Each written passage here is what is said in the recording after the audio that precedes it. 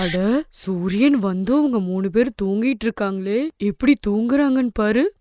சுரேஷ், மகேஷ், ஜெயேஷ், எந்திரிங்க எந்திரிங்க, காலையில ஆயிடுச்சு. மா, கொஞ்ச நேரம் தூங்க விடுமா. நல்ல தூக்கம் வருதுமா. அட, மதியானம் ஆக போகுது. எந்திரிங்க, சாப்பிடுங்க. நைட்டு ரொம்ப குளுக்கமா இருந்துச்சு. அது மட்டுமல்ல, லைட் கூட இல்ல. நைட்டு தூங்கவே இல்ல. எப்போவாச்சும் தூங்க விடு. அப்ப சரி. யாரு லேட்டா எந்திரிக்கிறாங்களோ அவங்களுக்கு ஆளு பராட்டா கிடையாது. இத கேட்டதுக்கு அப்புறம் எல்லாரும் எந்திரிச்சிட்டாங்க. 3 பேரும் பாத்ரூம்க்கு போயிட்டாங்க. இத சொன்னதுக்கு அப்புறம் சுலோக்ஷனா ரொம்ப சிரிச்சா. சுலோக்ஷனா ஒரு சிட்டில அவங்க ஹஸ்பண்ட் மகேந்திர சிங்கோட வாழ்ந்துட்டு இருந்தா. அவளுக்கு 3 பசங்க.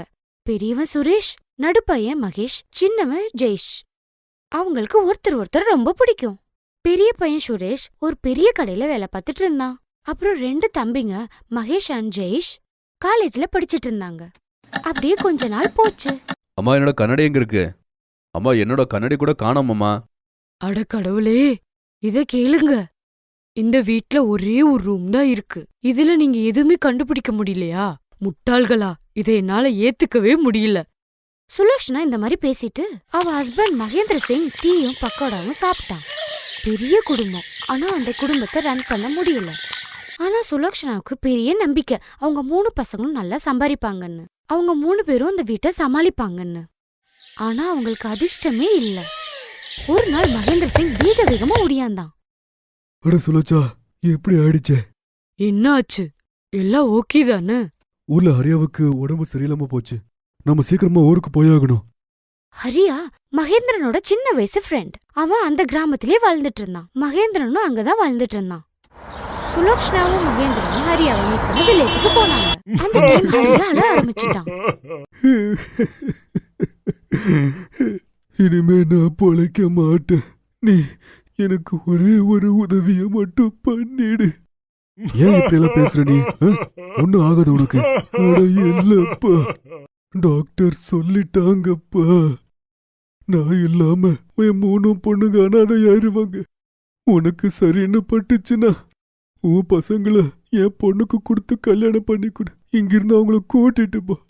அவங்க நான் சாவறத பாக்குறத என்னால தாங்கிக்க முடியாது. ஹரியா பேசினதை கேட்டு 2 பேரும் யோசிச்சுட்டு இருந்தாங்க. ஆனா அவங்களுக்கு எதுவுமே புரியல. ஒரு வாரத்துக்குள்ள மண்டபம் புக் பண்ணி சுரேஷ், மகேஷ், ஜெய்ஸ் 3 பேத்துக்கும் ஹரியாவோட டாக்டரை மேரேஜ் பண்ணி வச்சாங்க. சரிதா, மகிமா, ஜோதி அவங்க 3 பேரும் குடும்பத்து பெண்களா இருந்தாங்க. கல்யாணத்துக்கு அப்புறம் என்னாச்சு சுலக்ஷனா, ரொம்ப சோகமா இருக்க? ரொம்ப கஷ்டத்துக்கு அப்புறம் ஹரியாவுக்கு சொன்ன மாதிரி சத்தியம் பண்ணி கொடுத்தோம். ஆனா இன்னும் கொஞ்சம் டைம் எடுத்திருந்து பண்ணியிருந்துக்கலாம். ஒரு ரூம்ல 3 மருமக எப்படி இருக்க முடியும் சொல்லுங்க? அவங்க எப்படி இருக்க முடியும்? அதுவும் இல்லாம இன்னைக்கு அவங்களுக்கு ஃபர்ஸ்ட் நைட். பாவம், அவங்க வாழ்க்கையை எப்படி ஸ்டார்ட் பண்ண முடியும்? அவங்க 3 பேரும் வாழ்க்கையை எப்படி ஸ்டார்ட் பண்ணலான்னு யோசிச்சுட்டு இருந்தாங்க.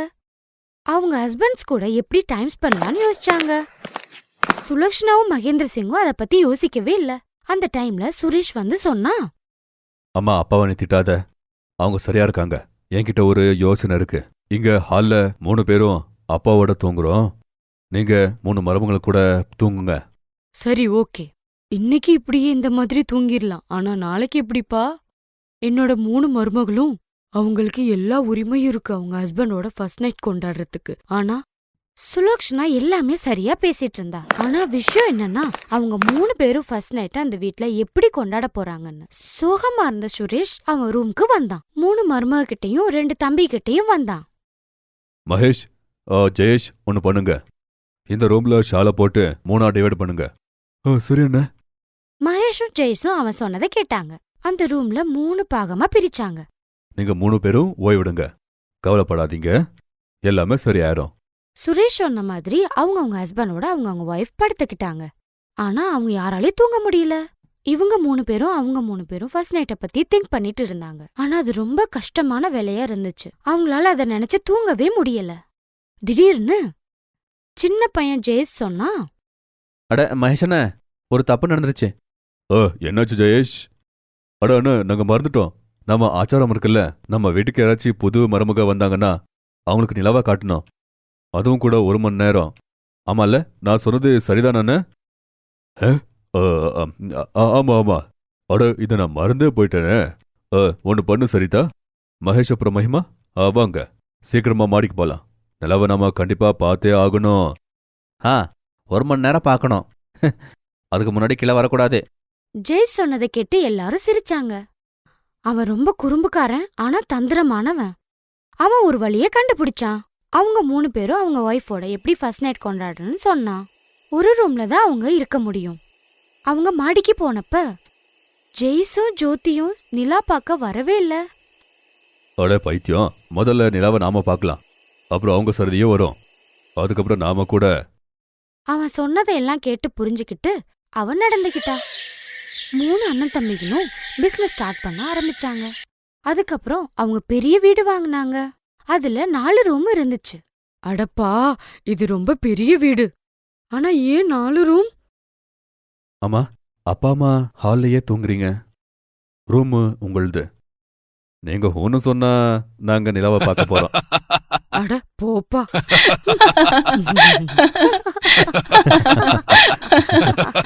ஜெய் சொன்னதை கேட்டதுக்கு அப்புறம் குடும்பமே சிரிச்சாங்க. ஏன்னா சூழ்நிலை முன்னாடி இருந்ததை விட இப்ப நல்லா இருக்கேன்னு. அந்த விஷயத்துக்கு அப்புறம் நிலாவும் நட்சத்திரமும் வானத்துல ஒளிருச்சு.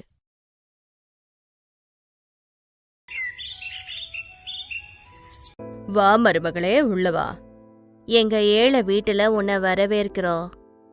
நீலம் சின்ன மருமகளை கல்யாணம் பண்ணி வீட்டுக்கு கூட்டிட்டு வராங்க. உள்ள வந்ததும் சின்ன மருமகம் பபிதா அந்த அறையோட 4 பக்கமும் பாக்குறா. அதை பார்த்து மாமியார் நீலம் சொல்றாங்க, என்ன மருமகளே, என்ன பாக்குற? அத்தை, இந்த அறை ரொம்பவே சின்னதா இருக்கு. அப்போ என்னோட அறை எங்க இருக்கு? கல்யாண வேலையில நான் ரொம்ப டயர்டா இருக்கேன். நான் ரெஸ்ட் எடுக்கணும். மருமகளே, இதுதான் உன்னோடைய பெரிய மருமக அனிதாவோட அறை. நீங்க 2 பேரும் இங்கதான் இருக்கணும். என்ன என்ன அத்தை, என்ன சொல்றீங்க? இப்பதான் எனக்கு புதுசா கல்யாணம் ஆயிருக்கு. நானும் பெரிய மருமகளும் ஒரு அறையில இருக்கணுமா? உனக்கு தெரியலையம்மா, நாங்க ரொம்ப ஏழைங்கன்னு. வீட்டுல இது ஒரு அறை தான் இருக்கு. எங்க கிட்ட என்ன இருக்கோ அதுலயே அட்ஜஸ்ட் பண்ணிக்கணும். நான் கிச்சன்ல பாய் போட்டு படுக்கிறேன். பபிதா மூஞ்ச தூக்கி வச்சுக்கிறா. சாயங்காலம் அக்கா தண்ணி கொண்டு வந்து சொல்றா. எடுத்துக்கோ பபிதா, உனக்காக தண்ணி. உனக்கு ஏதாவது வேணும்னா சொல்லு. அப்புறம் அக்காவும் தங்கையும் அவங்க புருஷங்களோட அதே அறையில படுக்கிறாங்க. அறையில ஒரு படுக்கையில அக்காவும் கணவரும், இன்னொரு படுக்கையில தங்கையும் கணவரும் படுக்கிறாங்க. திடீரென பாதி ராத்திரியில ஏதோ வாசனை வந்து பபிதா எந்திரிக்கிறா. இந்த கெட்ட வாசனை எங்கிருந்து வருது? அறைக்குள்ள பூனை டாய்லெட் போயிட்டு இருக்குன்னு நினைக்கிறேன். அவ அங்க இங்க பாக்குறா, ஆனா எதுவுமே தெரியல. கொஞ்ச நேரத்துக்கு அப்புறம் அக்கா எந்திரிக்கிறா. ஜோரா கேஸ் விடுறா. ஓ, இதெல்லாம் இவங்களோட வேலை தானா? இவங்க மூலி பராட்டா சாப்பிட்டாங்கன்னு நினைக்கிறேன். கண்டது சாப்பிட்டு எனக்கு கஷ்டம் கொடுக்குறாங்க. இவங்க விட்டுக்கிட்டே போறாங்க. இவங்களுக்கு கொஞ்சம் கூட வெக்கம் இல்லை. கடவுளை, நான் என்னெல்லாம் நினைச்சேன். முதலிரவு எப்படி இருக்கும்னு நினைச்சேன். முதலே எனக்கு முதலிரவு நடக்கவே இல்லை. அதுல இவ கேஸை விட்ட கொல்லறா. அப்போ அக்கா எந்திரிச்சு அவளுக்கு சொல்றாங்க, அட என்னாச்சு தங்கச்சி, நீ படுக்கலையா? நீங்க இப்படி கேஸ் விட்டுக்கிட்டே இருந்தா நான் எப்படி படுக்கிறது? அதுல இந்த கொசுங்க வேற தொல்லை கொடுக்குது. உனக்கு தெரியும் இல்லம்மா, நான் பிரெக்னெண்டா இருக்கேன்னு. இந்த டைம்ல கேஸ் சகஜம்தானே. சரி, இப்போ படு, காத்தால சீக்கிரம் எந்திரிக்கணும். புது மருமக வருத்தப்பட்டுக்கிட்டே தூங்க போறான். அடுத்த நாள் பபிதாவை பார்க்க எல்லாரும் வராங்க. பக்கத்து வீட்டு பொம்பளைங்க வராங்க. மருமக ரொம்பவே அழகா இருக்கா. புது மருமகளே, பெரிய அக்கா நல்ல செய்தி கொடுத்த மாதிரி நீ கூட சீக்கிரம் கொடுக்கணும். நல்ல செய்தி வேற கொடுக்கணுமா? கல்யாணம் பண்ணிக்கிட்டு வந்த முதல் நாளே நாங்க 2 பேரும் அக்காவோட ரூம்ல படுக்கிறோம். அதுல இதுங்களுக்கு நல்ல செய்தி வரையா? இந்த வீட்ல பிரைவசியே இல்ல. இப்படியே நாட்கள் கடந்தது. ஒரு நாள் போன்ல அக்கா அவங்க அம்மாவோட பேசிட்டு இருந்தா. இன்னொரு பக்கம் பபிதா கூட அவ தங்கையோட பேசிட்டு இருந்தா.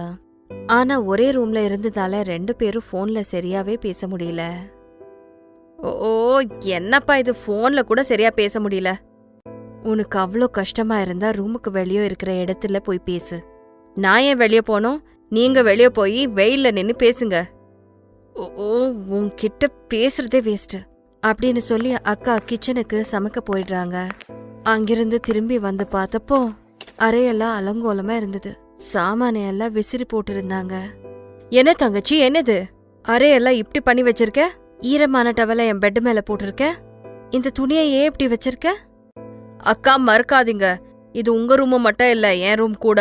ஏன் அறையில நான் எப்படி வேணாலும் இருப்பேன், அதுக்கு யாரோட பர்மிஷன் தேவையில்லை. அதுக்கப்புறம் பிரெக்னெண்டா இருந்தாலும் அக்கா ரூமை எல்லாம் கிளீன் பண்றாங்க. இப்படியே நாட்கள் கடந்தது. அக்காவோட டெலிவரி டைம் நெருக்கமா இருந்ததால அவங்க மாமியார் சீமந்தம் பண்ண நினைச்சாங்க. அதுக்காக அனிதா மிரர் முன்னாடி நின்னு தயாராகிறாங்க. அத பார்த்து சின்ன மருமக சொல்றா, அக்கா உங்க அலங்காரம் முடிஞ்சதுன்னா இந்த பக்கம் வாங்க, நான் கூட ரெடி ஆகணும். ஸ்ரீமந்தம் எனக்கு தானே, ஃபர்ஸ்ட் நான் நல்லா ரெடி ஆகணும், அப்புறம் நீ ரெடி ஆகு. ஐயோ என்ன கஷ்டமடா இது. இந்த வீட்ல ரூமு கண்ணாடி பாத்ரூமு எல்லாம் ஒண்ணுதான் இருக்கு, எதை எடுத்தாலும் ஒண்ணுதான் இருக்கு. எல்லாத்துக்கும் நான் எப்போ வரைக்கும் காம்ப்ரமைஸ் ஆகணுமோ என்னமோ. அப்போ நான் என்ன நிம்மதியா இருக்கனா? முதல் நான் கூட என் ரூம்ல ஆறாம இருந்தேன். நீ வந்ததுல இருந்து என்னோட நிம்மதியே போச்சு. அறைய ரொம்ப கலீஜா வச்சுக்கிற. நீ அதே அறையில இருந்தாலும் நான் தான் கிளீன் பண்ணணும். ஓ அப்போ இது உங்க ரூமு தானா? உங்களுக்கு இதுல எவ்வளோ ரைட்ஸ் இருக்கோ எனக்கு கூட தான் இருக்கு. இந்த மாதிரி பேசிக்கிட்டே 2 பேருக்கும் வாக்குவாதம் அதிகமாகி சண்டை ஆரம்பிச்சிடுச்சு. இப்படி நடக்கும்போது திடீரென அனிதா மேல கை விழுந்துடுச்சு. அதனால கர்ப்பமான அவ விழ போறா. அதுக்குள்ள புருஷன் நரேஷ் வந்து அவளை பிடிச்சுக்கிறா. அந்த கடவுளுக்கு கோடிக்கணக்கான நன்றி. நீ விழும்போது புடிச்சிட்டேன். நான் வரலனா என்ன ஆகியிருக்கும்? என் பையன் இப்போ இங்க இருக்கலன்னா அவ கீழே விழுந்து அவ உயிருக்கே ஆபத்தா முடிஞ்சிருக்கும். நீங்க 2 பேரும் உங்க பத்தி மட்டும் இல்ல, அந்த குழந்தை பத்தியும் யோசிக்கணும் இல்லையா? எனக்கு தெரியும் ஒரே அறை இருக்கிறதுனால உங்களுக்கு கஷ்டமா இருக்குன்னு. ஆனா அதுக்காக நீங்க 2 பேரும் அடிச்சுக்கணுமா? நீங்க 2 பேரும் இந்த விஷயத்த புரிஞ்சுக்கணும். இப்போ நாங்க ஏழைங்க, எங்க கிட்ட வசதி இல்ல. ஆனா என் 2 பசங்க உங்களுக்காக கஷ்டப்பட்டுக்கிட்டு தான் இருக்காங்க. அவங்க கண்டிப்பா வசதி பண்ணுவாங்க. எங்களை மன்னிச்சிடுங்க அத்தை, நாங்க தப்பு பண்ணிட்டோம். இப்படி பண்ண மாட்டோம். ஆமா அத்தை. அப்போ பெரிய பையன் நரேஷ் சொல்றா, சரி நீங்க கவலைப்படாதீங்க. நாம இடத்த வாங்கி சீக்கிரமாவே 3 ரூம் இருக்கிற மாதிரி வீடு கட்டலாம். நாங்க வீடு வாங்கறதுக்கு முன்னாடி உங்க 3 பேருக்கும் சர்ப்ரைஸ் கொடுக்கணும். நீங்க கவலைப்படாதீங்க, நம்மளுடைய கவலை எல்லாம் சீக்கிரமே சரியாயிடும். இந்த விஷயம் கேட்டு 3 பேரும் ரொம்ப சந்தோஷப்படுறாங்க. இப்போ அக்கா தங்கச்சி 2 பேரும் ஒருத்தருக்கு ஒருத்தர் நல்லாவே பழக ஆரம்பிச்சிட்டாங்க.